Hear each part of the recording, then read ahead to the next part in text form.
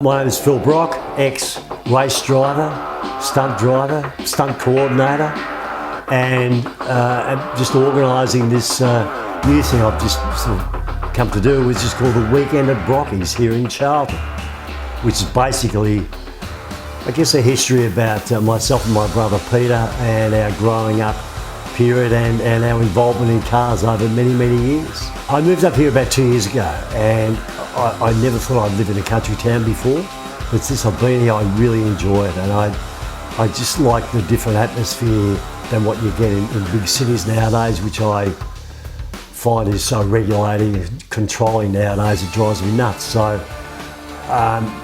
it's enjoyable here, but they're also, it's like many other country towns, it's dying because it's all reliant on farming. And farming now requires less people every year to produce the same amount of goods. So doing this Weekend at Brocky's here in Charlton is a way of getting some people in here, spending some money around town and assisting the local economy. We start off on the Saturday afternoon. There's an old theatre here called the Rex Theatre, which was built in 1938, and it was just something I looked at and thought, I've got to have something at the Rex because it's such a lovely old place. And through that, the amount of footage around nowadays with motor racing, you can see it everywhere, but when you go back to the 60s, 70s and 80s, there wasn't that much that you can find easily. So I just wanted to get a compilation of footage from those days along with some footage that I guess again is about Peter and I from when we were very young, and he was in his Austin 7, and some of the footage I did with doing Mad Max and some of the corporate production stuff. The dinner is having, I guess, a bit of a question and answer with people who are there in the day, but mainly on the mechanical side of things, because those guys are really the unsung heroes of motor racing in that era, because they had to work out how to maintain the cars and improve them without any access to what we have nowadays, as in the internet as such. So they had to use it by their own brains, I guess. Some of the reality that happened behind the scenes, and I guess how we used to get along with Alan Moffat and Dick Johnson and Grice and what have you, because it wasn't always love and kisses along the way. Let me tell you, there's plenty of stuff behind the scenes that happened. And then Sunday morning is it's a display of cars of people who have something very interesting from those periods as well. I've got a couple of old race cars coming, but also a lot of local people have got some pretty amazing sort of cars. So just bring them along and display them.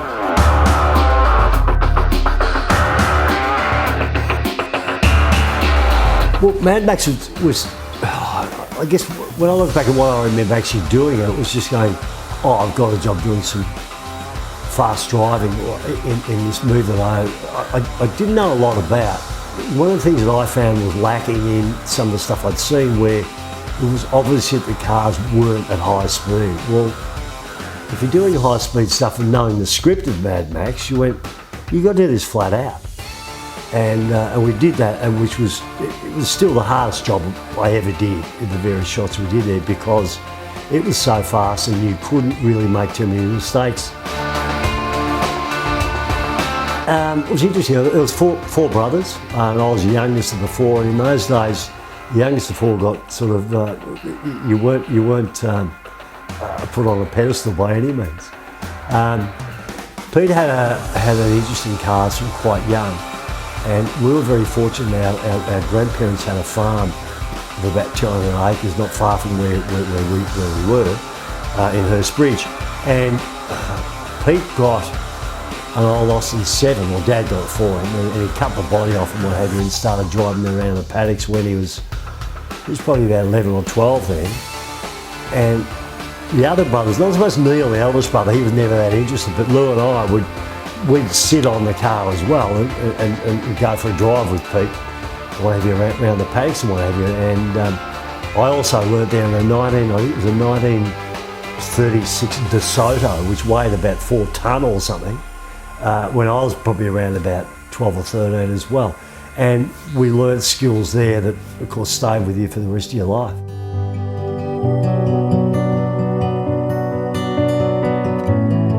I feel sorry for his fans. far more than myself. I had him for 50-something years. That's fine. I mean, so, but it was the people who met Peter for 5 minutes or 2 minutes or whatever, who signed something for him, whatever, who were absolutely besotted with him, and they wanted him around. They're the ones I feel sorry for, because I had him for so many years. So, and sure, I miss him, don't get me wrong, like heaps, but, to me, the shame is the fact that he was going to grow older into this great statesman that would be so good for Australia, and so good, again, so good for the people. When I went to Bathurst in 2006, which is obviously only a month after he left, and I would have talked to, 150 people roughly, and every conversation with them was about Peter Brock the person, not one about Peter Brock the driver. And to me, that's what it's all about. And some of those stories were just so, not gut-wrenching, but heartfelt, that he changed their life. They headed in a different direction because of a chance meeting with Peter, or getting something signed by him, or just a 2-minute conversation with him. And he had that ability, and that's what's sad, as I say. Anyway.